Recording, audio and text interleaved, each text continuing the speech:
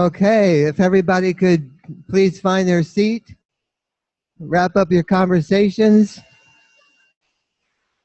get ready for shifting gears to brownfields.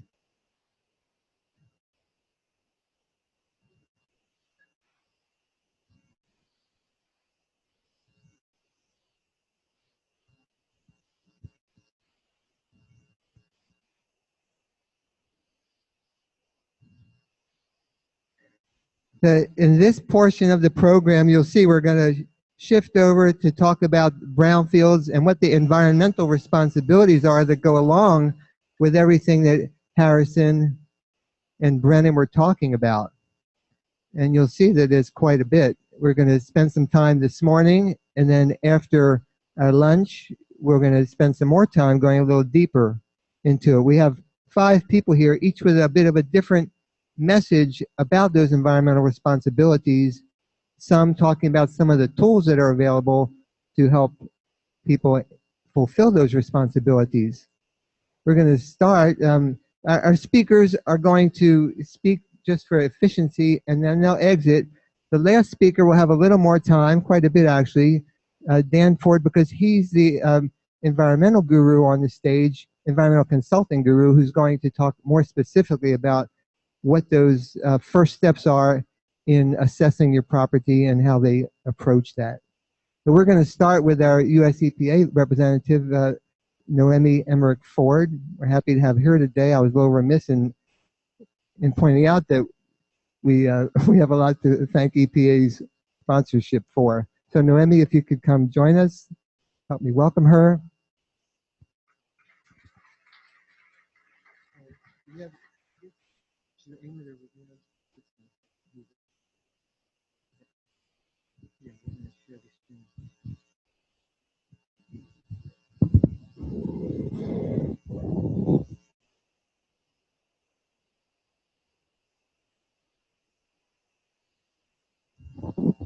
Perfect. Can you hear me? Can you hear me? Yep. So my name is Noemi Emeric-Ford, and I work for the United States Environmental Protection Agency. And our office is located in San Francisco, but we have a smaller field office in Los Angeles. So I am place-based in our Los Angeles field office, and I am the point of contact for brownfields in Hawaii.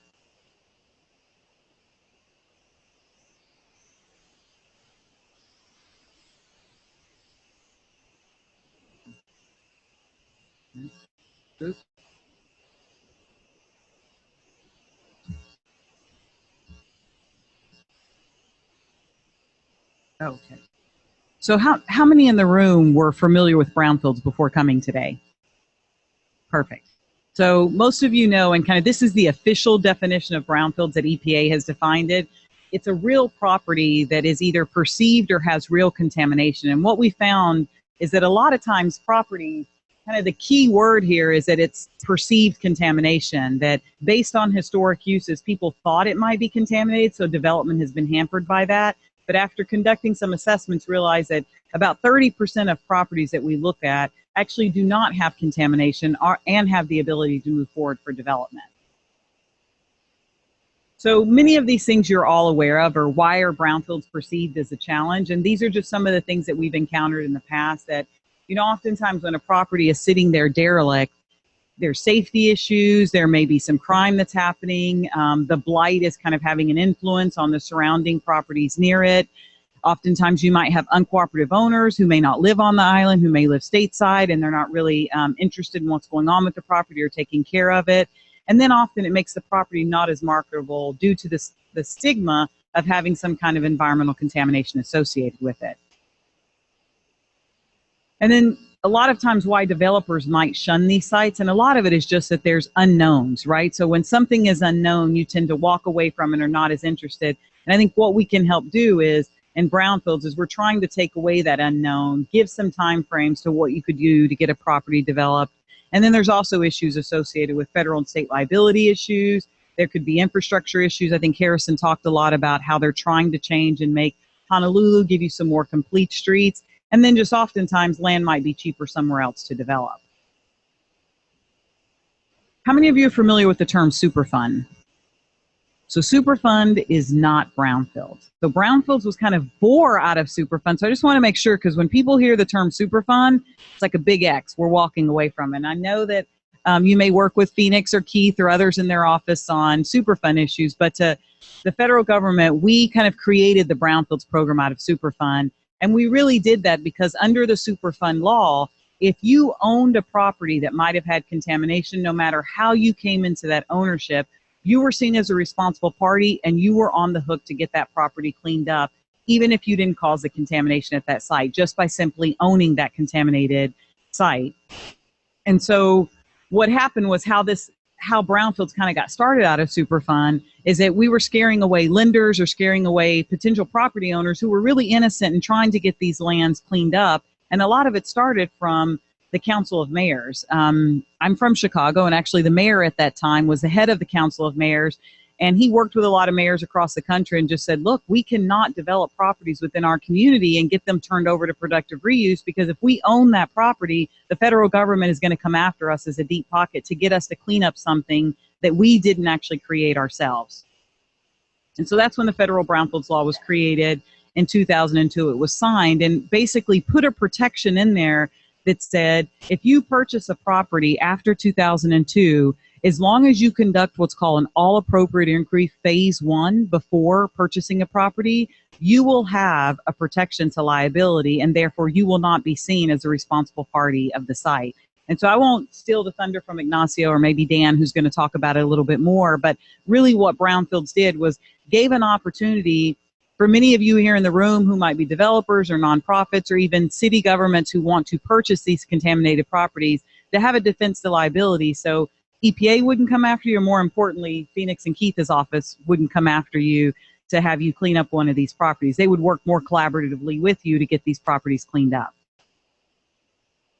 So why focus on brownfield sites? So it's kind of the opposite of what I just said earlier. It's because infill are valuable lots. So as you've seen in a lot of the maps that were shown earlier from the gentleman from Hart or even from Harrison, if you look around where these transit locations are going to go, it's a prime opportunity to get some development to happen. And so we want to make sure that that comes to Honolulu. But more importantly is that the state and federal government has resources and technical assistance who can help you. So for those who are planning to leave at 3, if you stay till 4, I'll tell you about those resources.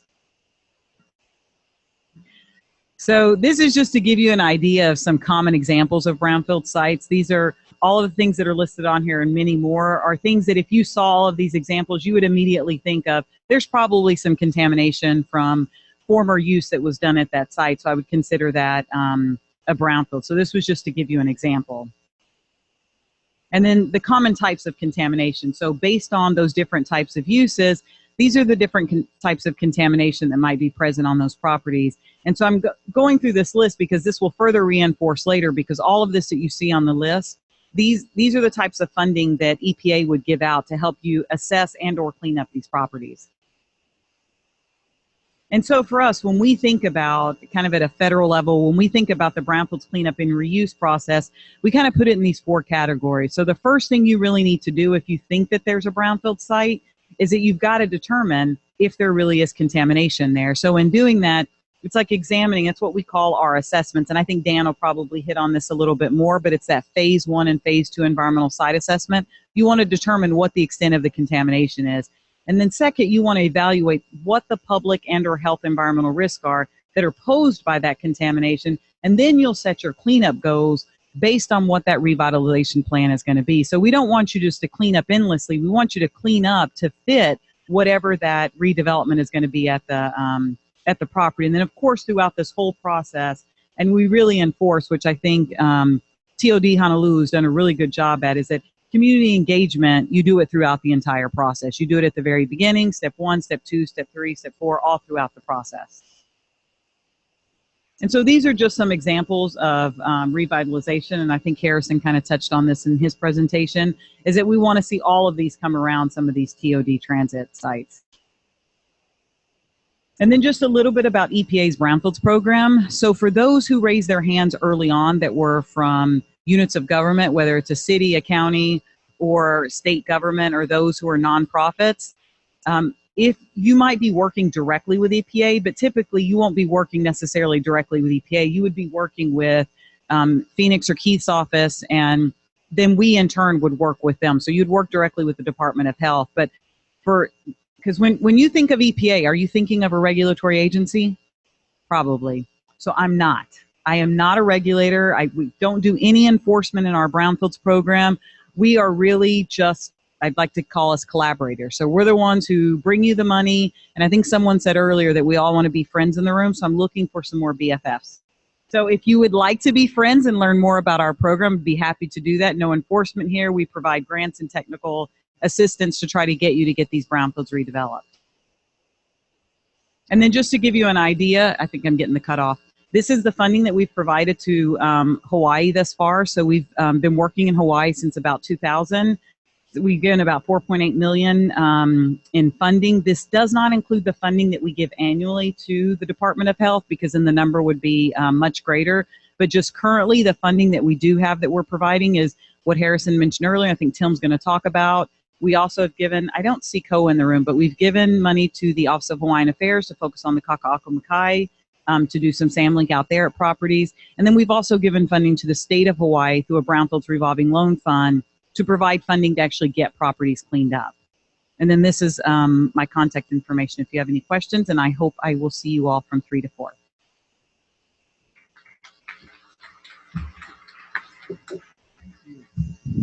I just want to interject one thing about in your program. I think you see an evaluation sheet. Please pay attention to that if you would along the way, because we'd really like the feedback. And also for those who may be viewing on the live streaming, we'd also like some comments about that. So if you just respond to the invitation you got, it will get to our broadcasters. With that, let me introduce Ignacio Dayrit from Center for Creative Land Recycling. He comes with lots of experience, I think you'll see in the program, and we're happy to have you here. He's going to go a little further into the Brownfields picture. Thank you, and good morning. And thank you to Noemi. And Noemi's from the EPA, and EPA funds the Center for Creative Land Recycling. We provide technical assistance to 20 states across the country. And Noemi has been doing brownfields for, Noemi and I have been working on brownfields for maybe, she's younger than I am, but together we maybe have 50 years experience in brownfields. And Harrison said he had something like 40 or something. So, we have centenarians in brownfields here already. And we're very good resources, and we don't have any enemies. And our goal is really to facilitate brownfields reuse. When we learned that Harrison was going to move to Honolulu a couple of years ago, and we had a conference here 2 years ago, I immediately sought him out and said, Harrison, you got to apply for Brownfields grant. 2 years before that, when we found out that OHA was going to apply for Brownfields grant, we helped them get the Brownfields grant. So we are really committed to helping communities in Honolulu and Hawaii obtain Brownfields funding. We've worked with Phoenix and her staff for many, many years. So again, I will go very quickly because we have that hour at 3 o'clock where you get really all the goodies about information getting brownfields remediated. And so Harrison had 10,000 slides on this, so I won't dwell on why sustainable growth. I think Hawaii is very sustainable compared to pretty much everywhere else in the country, so I will not belabor the point. But how does EPA help? Through grants and technical assistance. We provide technical assistance. They provide grants and liability relief, which I will get into. Phoenix and Mr. Ford will also address later on, Dan. And the lessons from other cities. CClear does a lot of workshops all over the country. Red states, blue states, purple states, you name it. And when we asked even the red states what brownfields look like to them and why is it important to do land reuse, they always say, they like downtown cores. They're getting tired of sprawl. They like the compactness. They like to be able to walk. They like to be able to take the bus or take bikes. And they actually like to see new uses on old sites. Like when you see an old factory turning into a brewery, or becoming a Whole Foods market or something else. It actually does feel like you're creating value, and that's what the Brownfields program is about. And there are real benefits to cities. We asked the people in cities in California, Idaho, and in the Southeast, what are the real benefits to you? It's actually low capital and maintenance costs for their cities. They actually saw that sprawl was a drain on on their budgets, and that a compact development actually helped their net tax revenue. But there are also intangibles to brownfields redevelopment, both to the cities and also to the community. Better health, more time with family, less time in traffic.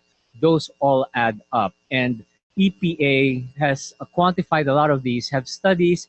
So while you're going to be learning about liability relief and funding, all these other intangibles and these studies, EPA has seen them all throughout the country. We've helped cities implement these. And so if there's something we're not touching on now, you'll learn about at 3 o'clock, because there's a whole boatload of other resources that we won't be able to share with you in the 5 minutes we're up here. And so, liability release and land reuse, this is the key thing. When I talk to brownfields, even to experienced developers and even consultants, they say that if I take brownfields money, I'm telling the world that my site is dirty. That is not the case. When you buy property, when someone wants to redevelop a site or buy a site, you need a phase one. You need it for bank loan, a property owner, a developer will want it. So that's something the Brownfields program of EPA provides.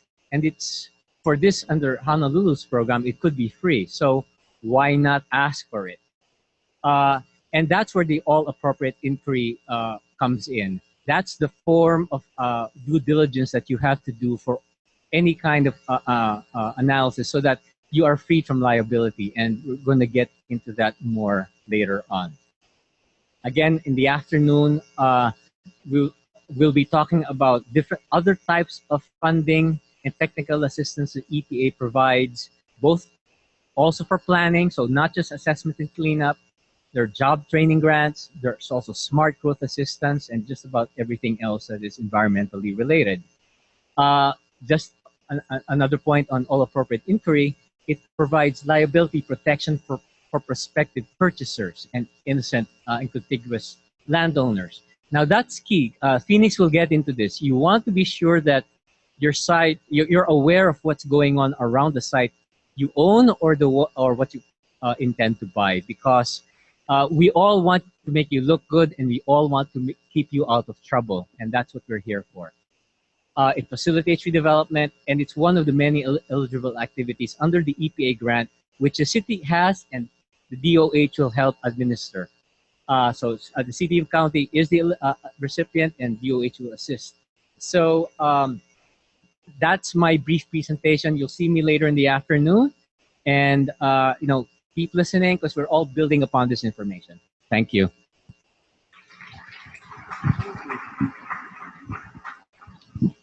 Yeah, and next we're going to hear from Fenix Grange.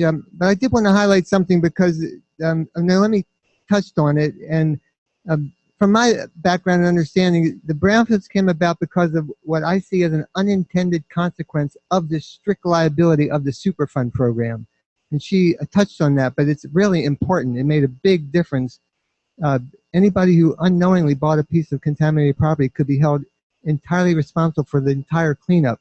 It scared the hell out of a lot of potential developers and landowners.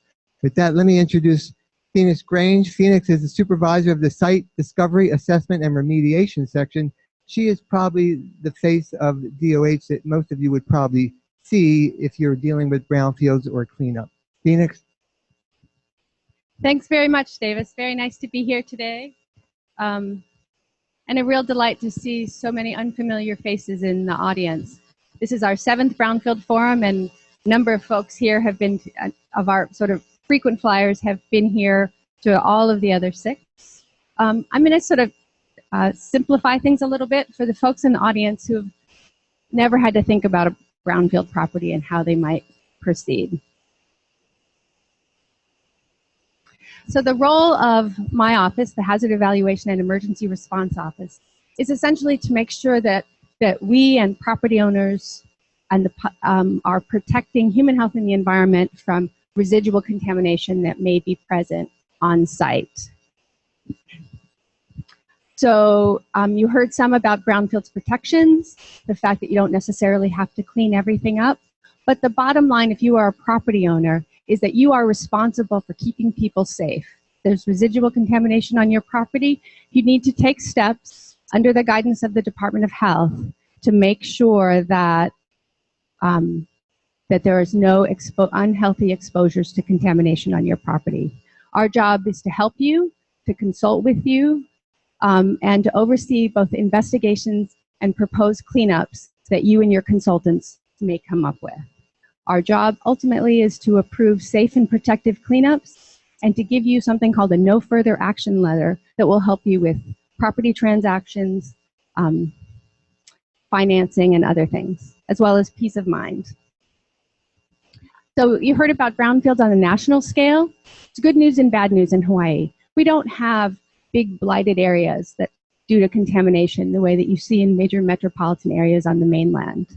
And much of the contamination that we have here is low risk, can be managed in a pretty straightforward fashion to be able to ensure that you can get to your future use of your property. On the bad news side, we do have widespread contamination, and I'm going to tell you about that a little bit now. And if this contamination is present on a site and it's not managed properly, it really can pose risks. I would say the biggest risk, though, is ignorance. Ignorance of the fact that you might have contamination and that might inadvertently expose folks to it. So where are brownfields in Hawaii? Lots of places, but I thought, given that we're talking about TOD, I'd walk you through a map. So this is the same TOD map as you saw earlier that Harrison showed you. The difference here is all these little red dots. Every red dot and some of the are areas where it's known to the state of Hawaii that there either was or is currently historic contamination. You look in areas like, oops, oh no, particularly around Honolulu and Iwilei District, lots and lots of sites, right? So if you are thinking of redeveloping in these areas, there's a pretty good chance that either your site or one of your neighboring sites is going to have some sort of environmental issues that need to be dealt with. You can see pockets of that throughout the area. When you think back to Hawaii's history, we have agricultural areas out here that may pose problems from old pesticide mixing areas, sugarcane operations, that sort of thing. As you move into town, Hawaii moves fuel around through pipelines, through we keep things historically in storage tanks, the big, huge above-ground storage tanks, underground storage tanks, gas stations, that kind of thing. Also, the rail line runs right on top of our major both energy corridors, so places where we ran the historic pipelines, as well as historic, all kinds of historic industrial and commercial activities.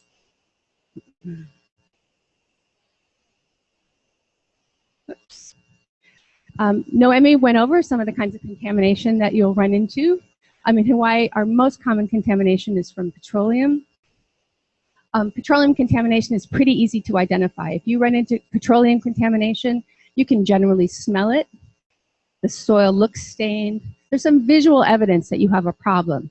With other kinds of contamination that's very common in Hawaii, like metals, pesticides, other kinds of chemicals, you're not going to be able to see that there's contamination in the ground. All the more reason that you need to be looking into it, looking into the history of your site to understand what might be there. Just to give you a quick idea of why this contamination is of concern to human health, I have this cartoon up here. I'm only going to talk about a couple of the pathways that are most likely for you to run into along these sites. One of them, whoops. One of them is oil that gets poured on the ground or comes out of tanks, can end up getting into groundwater and actually causing toxic gases to enter into buildings. or also release methane, which can be an explosive hazard. The other major pathway that we're generally concerned about is surface exposures. So where there's contaminated dirt on the surface. So if there's lead paint at your site that has fallen onto the ground and you're in an industrial area, that's not likely to cause a problem. However, if you don't realize it's there, have it dug up and taken away, and it ends up in someone's backyard, you suddenly have a direct and very risky situation for children playing in that environment. So as we're looking at your plans for cleaning up properties and investigating properties, these are the concerns that we have, looking out for kids, future building occupants, construction workers who will be working right in the contaminated materials, as well as protecting our ecosystem and wildlife. So the big question for property owners, future developers, etc., is my property affected? So what I would say to you is it's your job to figure that out. You may know, if you've owned the property a long time, what kind of historical activities have happened on your site. If you bought the property recently, you very likely did do a phase 1 and hopefully did an all-appropriate inquiry phase 1 so that you have some of those liability protections we were just talking about. A simple thing you can do is call DOH and get a public records request just with your address or the TMK. And you can find out if we have state records about your property. You'll be hearing from an environmental consultant here soon. Dan's going to be talking. But you want to make sure that you have expert assistance, both from your environmental team, your construction team, legal team, folks who have dealt with these kinds of sites before. So the first step to successful redevelopment is really understanding what's at your property. Click. Oh, sorry. Okay, you heard a little bit already about some of the resources that are available. Tim's going to be following me, talking about the area-wide assessment grant. And there'll be more information this afternoon about other grant opportunities. So now let's assume that you have fully evaluated your site. You know what kinds of contamination is out there. The next question is, what are you going to do about it? If it's a small spill area and you can dig it up and take it to the landfill and have no risks left at your site, that's ideal.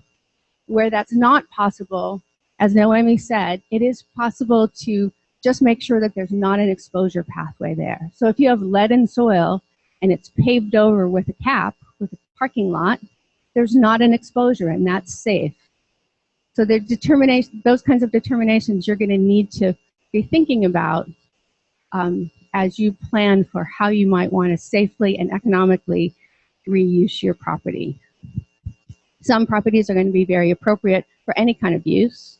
Other properties are going to be more restricted. For example, residential, parks, schools, playgrounds, that kind of thing, need to be on very clean soil, not necessarily on where you're not going to have exposures for children. So this is all just about making the right choice, as I said before. Lots of good things about developing brownfields. Probably one of the take-home messages I hope you hear today is that we actually don't go after people very often unless something really bad has happened. Our role is much more collaborative. We want you to come in as soon as you realize you have an issue on your site, and we will help you figure out how to get through the process and get to that NFA. Steve Mao in my shop, who's sitting right down here at the table, will be talking a little bit more about the process in our office momentarily. And the big take-home message is just don't underestimate the environmental impact of environmental issues on your site. If you think about it ahead of time, it can be just part of the development process. If you think about it after the fact, you can end up being very unhappy. All right, thanks. That was great. Thank you, Phoenix. I just would highlight, for those who have not heard that term, all appropriate inquiry, it is a term of art, and it's a very important term, and it goes side by side with due diligence, which you're going to hear more about. And it's a regulatory type term, too. With that, let me introduce Tim Streitz. Tim Streitz, he's with Harrison with the city and county on his staff. He's a TOD planner. He's going to talk to you about the grants that everyone has been alluding to. Tim?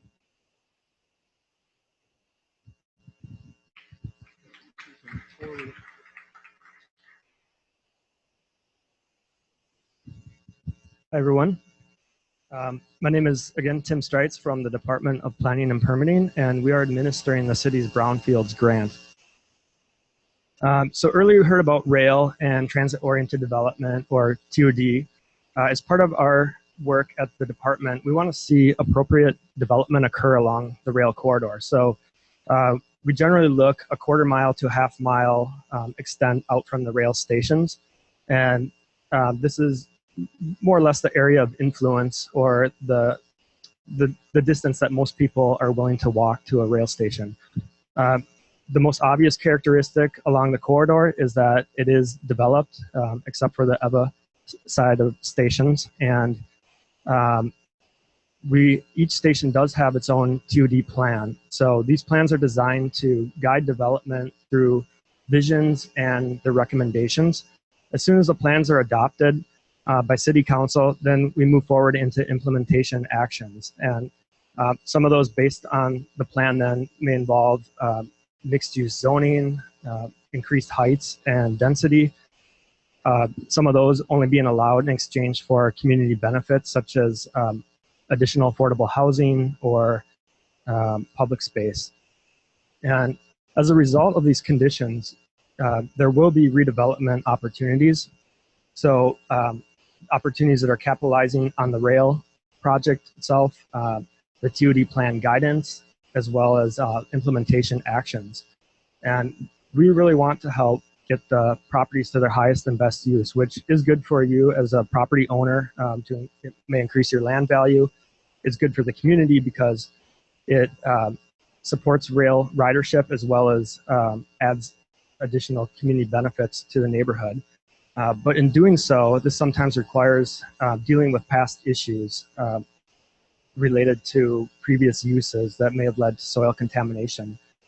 And generally, there is a need for a site assessment before redeveloping or selling land if there's reason to suspect environmental contamination, as you heard before from the presenters. So I guess you could look at this as a setback, but luckily we are here to help. And so I want to talk now about our Brownfields program at the city. As you heard before, we received about $400,000 from the Environmental Protection Agency to do assessments. And these will look at either hazardous substances or petroleum products. And although we do have planning, or we do plan for 19 of the 21 stations, except for the Kakako stations, the other two, we do want to focus on 7 rail stations outlined here: Iwale, Kapalama, Kalihi, Middle Street, Pearl Ridge, Waipahu, and West Lock. And again, as other people have mentioned, Harrison mentioned, these are legacy neighborhoods. So, looking back at the prior uses, there's reason to suspect that this is a good area to concentrate in based on those. And also, it is a high population density in these areas.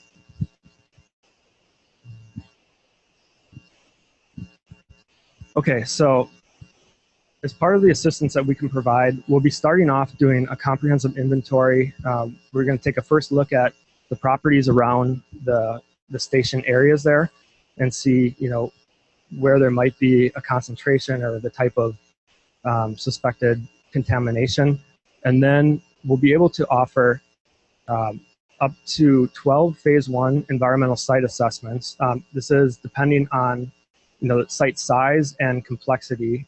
The number might vary, but essentially the phase 1 is just a thorough review of the property history to see what the likelihood is of contamination there. And then the next step is if it looks like there is contamination, move on to a phase 2.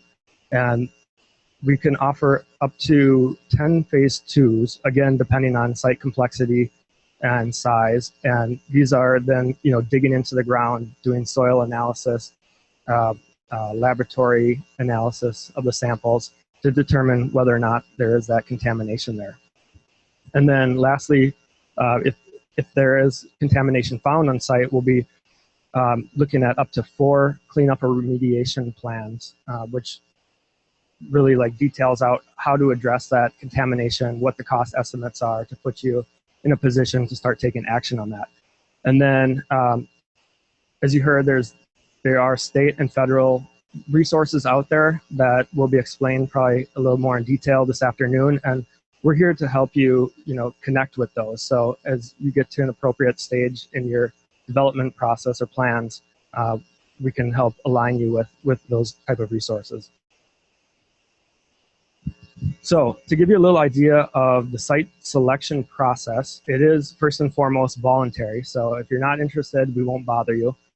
If you are interested, you do have to still your site has to meet the criteria. And as you can see, we do have some draft criteria down here to give you a little bit of idea of what we're looking for. And yes, if you do have a sharp eye, they do coincidentally spell out the acronym CRAP, which I think is somewhat fitting because no one wants to have crap on their property, right?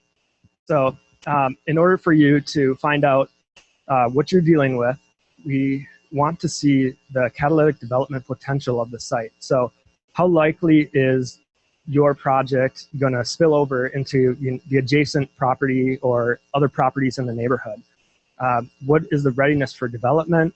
Are you thinking about something just in your mind a couple years out, or do you have plans down, you're ready to move as soon as you get the right items in place? And then ability to leverage funds for remediation redevelopment. We want to see that you have the financing in place, and ideally that you could even leverage this resource to make the project happen if you don't have other sources.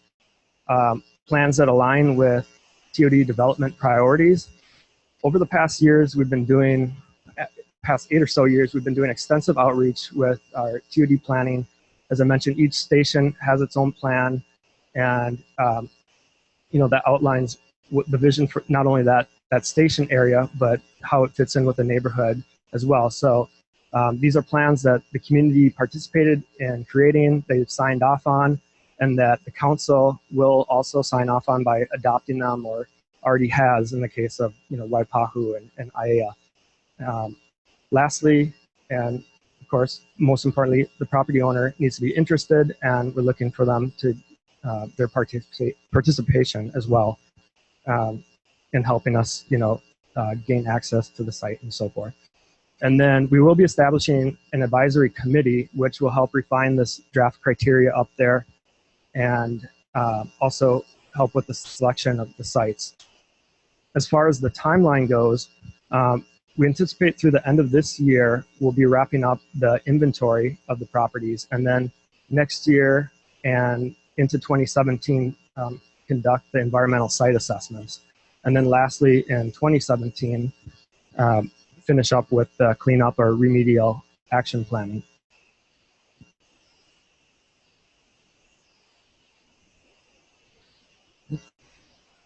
Okay, so to highlight a few of the benefits, this is no charge to participants, as long as those that are selected do meet the criteria. This will remove the uncertainty of your land. Again, good if nothing's found. It can only help with the value of your land. If something is found, it puts you in a good place to know what you're dealing with and take appropriate action. We hope that this will then stimulate additional public and private redevelopment faster, while also fulfilling those TOD plan visions, and then most obviously create a safer environment. So mahalo, and I have put up my contact information if you're looking for more information, or you're just interested in participating. Please give me a call or email. There's also information on the city's TOD site. You can go through this long address that's listed up there, or just the underlined part, honolulu.gov/TOD, and you can find the link under resources. We also have our own TOD page on Facebook, where we'll be sharing any sort of updates on brownfields. And then you should have received a fact sheet with your agenda. That includes essentially the pertinent information from this presentation. And I guess while I'm up here too, I want to introduce our consultant from Emeric Foster Wheeler, the project manager, Eric Wetstein sitting over here, so you can put a face to the name. And lastly, if you are interested already, that's great. Please sign up your contact information out on the TOD booth that's outside by the registration table, and we'll follow up with you. Thank you. Thank you, Tim. By the way, Tim, we're going to have at least three informal discussion tables at the end of the day, and Tim will be at one talking about the resources. So if you have any interest in the grant program, please stay for that. Our next speaker is Dan Ford with Ford, Canty and Associates. Dan's probably been doing environmental work here as long as anybody and knows the landscape as well as anybody. He's going to put a bigger picture, a bigger cap on this due diligence. You keep hearing these terms, and for those who are not that familiar with the brownfields, I'm sure it's confusing. Well, take a breath because it may get more confusing, but put your thinking caps on. Dan has a lot to say and a lot of good information, and we've asked him to try to make it understandable to a broad cross-section. Help me welcome Dan.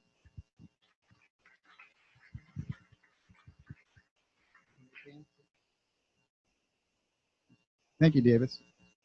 Yeah, I'm going to talk about environmental due diligence and really just how to navigate through the process from property acquisition through development. It all began in 1980, and I know Noemi and Ignacio talked a little bit about this, but in 1980, you had something called joint and several liability. And then also what was happening is the banks and others were finding themselves sort of liable for massive cleanups. And then in 1986, something came out called SARA.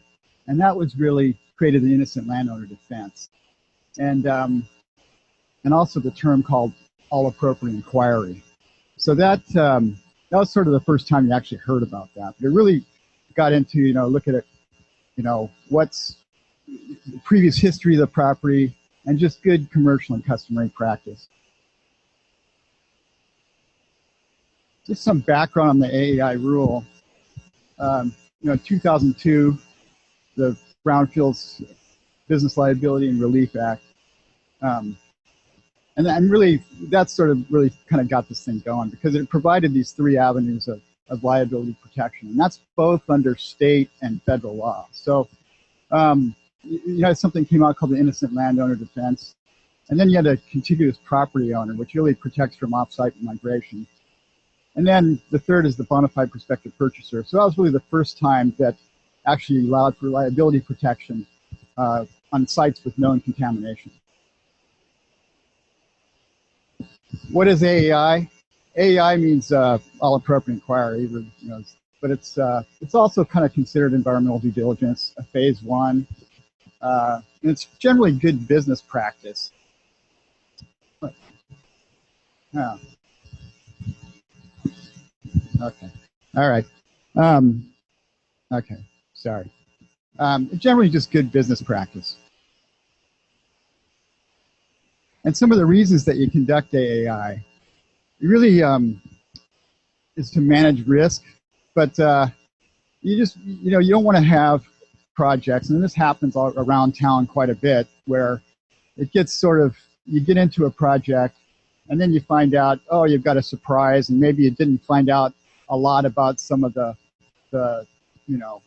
what's in the subsurface before you develop, and it ends up costing a lot of money. I mean, you might have a situation where you're pre-drilling for piles, or you're doing some foundation work, and then you find out later on, well, this is it's going to delay my project. So it's important to conduct AAI and get these things, all up front, so you can better plan your development.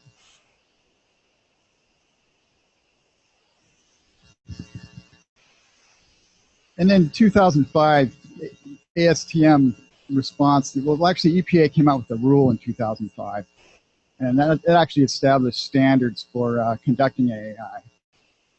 And then in response to that, the ASTM 152705 standard was developed really to comply with AAI. And then more recently in 2013, the ASTM updated the standard, and that was really to more align it with the AI rule. And some of the significant changes really are, they updated some of the terms. They updated the recognized environmental condition, also the historic, and then they came out with something called a controlled recognized environmental condition. But probably the more important part of this, or the more, was just the inclusion of vapor encroachment screening, because that sort of added a lot more effort into the phase 1 process. Now the updated definition is pretty similar to the old one, but really the definition focuses on releases of hazardous substances. Before it kind of talked more about into structures, but now it really is more into the in, on, or at the property. And it also can pose a threat to material threat for future release. You don't want to really look at like de minimis conditions or small stains or issues that aren't necessarily actionable or material. The new term, controlled recognized environmental condition, I guess an example of that would be a site that has a no further action letter. It's already gone through closure. Maybe there's some residual contamination left behind. And then, in the report, it would be acknowledged as controlled for a CREC.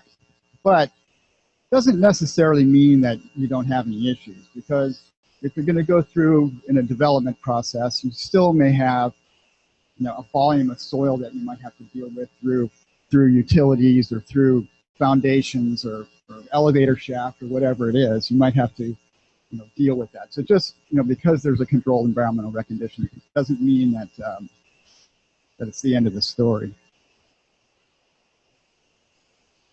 Probably the bigger issue is just the vapor encroachment screening. I mean, this, if you look here, you have kind of this is the source here, and this is just a picture where it's kind of migrated through a neighborhood. But maybe you're doing a property right on the edge here, maybe you're over here, but you would need to determine through the phase 1 process whether there's vapors encroaching onto your property. Next slide. What is vapor intrusion? Vapor intrusion is really, do you actually have an issue that's actually causing vapors to migrate up into the building?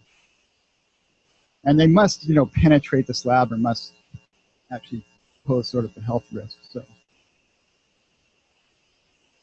there was a new term in the ASTM standard called vapor encroachment condition, and that's the presence or likely presence of contaminants of concern in the subsurface of the target property caused by vapors. So these vapors must penetrate the target property boundary, or they can be from on site. But for the environmental consultant or working for the property owner development, probably the important part is to determine whether this vapor encroachment condition is actually a recognized environmental condition, or a REC. So, and that's really up to the environmental professional. They would look at that, and they would look at, what's the concentration down there. There's even DOH guidance on that, and Roger Brewer from the Department of Health recently did a webinar on this, so it's very kind of got into this in more detail. Just a schematic on the process. If you're going to acquire a property and looking for some sort of transit-related development, you'd want to, well, I guess first you'd want to look at the city and see what they've done already. But you find a potential, you'd enter into contract, you would do your due diligence, and then if you've got something, I don't know what that thing is. You would do you do a phase 2, and then at that point, you'd probably want to get the Department of Health involved. Sometimes there's just not timing to do that, and these things are just so fast you almost can't. But really, it's kind of better to do it, because you end up later on having some kind of an issue where they didn't really agree with the scope of work or something, or maybe they needed some more sampling or some more chemicals of concern needed to be looked at. So it's important to get the Department of Health involved at the phase 2 stage. And then if you've got something, you kind of if there's an issue, you need to sort of plan remedial alternatives and look at what you need to do. Maybe it's a removal action, removal of soil. Maybe it's conducting an EHMP or environmental hazard management plan. Sometimes the goal of these is really to look for an NFA, and sometimes the financing or the bank might require an NFA for the financing.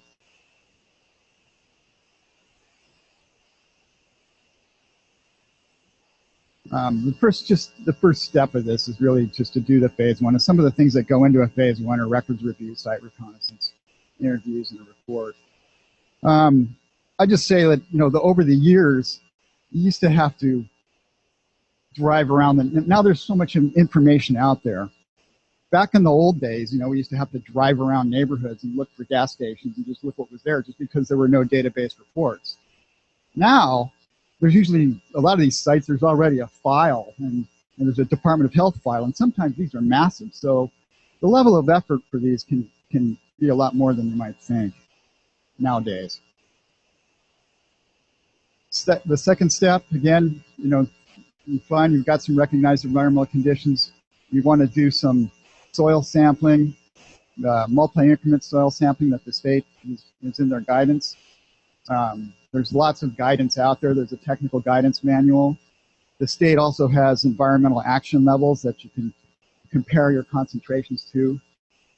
But at this stage, again, it's important to get the Department of Health involved.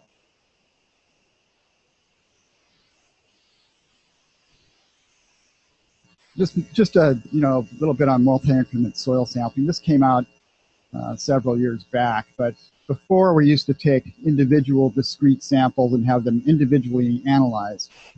Now the guidance is for multi-increment, which really you divide the site up into areas, which are called decision units, and samples are collected, sometimes up to 30, 50 or more subsamples, and then those are put into one sample and then analyzed. So that's it's actually saved money, but it's also, from a surface risk, gives you kind of more of a physical average of what's there. So it's sort of better to understand and evaluate the risk at site. The third step is once you've completed your phase two, and what are you going to do after that?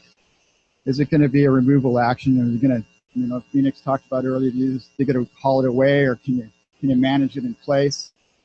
A lot of these development projects are sometimes a combination of both, where maybe there's some removal that goes on and there's some that's managed in place.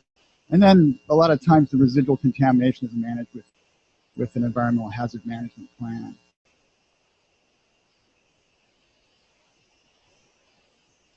And these plans, they're actually getting quite popular for leaving contamination in the ground. And but they can be sort of complex and cover many different aspects.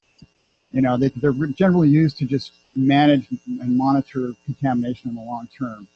You have a property that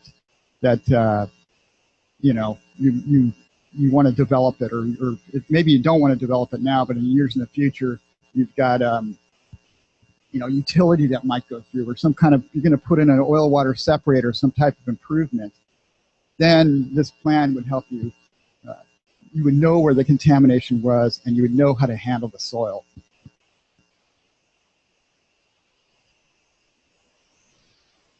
Now,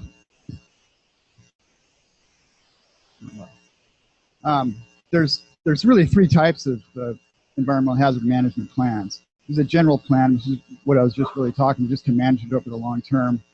But more recently, the Department of Health has suggested or required that these construction environmental hazard management plans be done. And that's really to focus just on the construction activity. So the plan would have specific guidance for how to handle soil or groundwater, whatever's there during the construction process. And then the third type is really programmatic, and that's for area-wide contamination. And I believe the Department of Health has, well, they do have one, an area-wide one for Honolulu Harbor. But we're probably going to see more of those come out as time goes on. But they're a very useful tool in the development because you know what's there. There's guidance for conducting these EHMPs. There's the TGM, Section 18, and it's always good. You can talk to the Department of Health too about these. Addressing environmental impacts. So once you've got everything, it always comes down to being sort of a cost issue. And what are you going to do? What are the alternatives? Some of these other things come up like business environmental risk. And ASTM's even sort of expanded that list and even includes other things. But normally it's asbestos, lead paint, things that are into structure. But sometimes, maybe not directly related to the brown, but sometimes these things are a bigger cost item than what's in the ground. So it's important to look at those.